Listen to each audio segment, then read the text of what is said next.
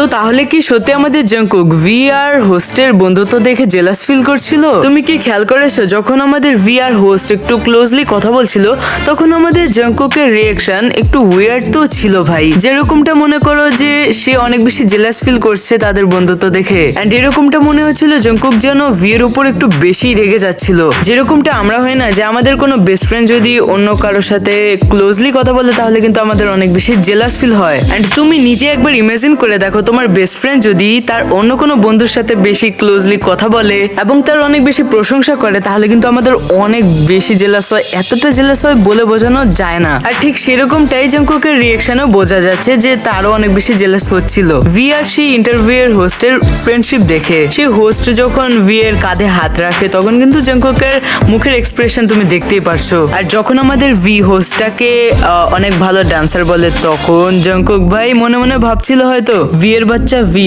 ও যদি best dancer হয় তাহলে আমি কি, মানে এগুলা ভাইবে ভাইবে মনে হয় আমাদের জাংকুক অনেক বেশি জেলাস ফিল করছিল। আর যেহেতু এই ব্রিটিশ পার্টিতে আমাদের লিডার আর এম ছিল না তাই ভালোভাবে সবাইকে মানে একসাথে বসাতে পারেনি। আর এম থাকলে তেগুকে একসাথে বসাতো। ভাই আজকে বুঝতে পারছো তো লিডারজির কতটা বেশি গুরুত্ব।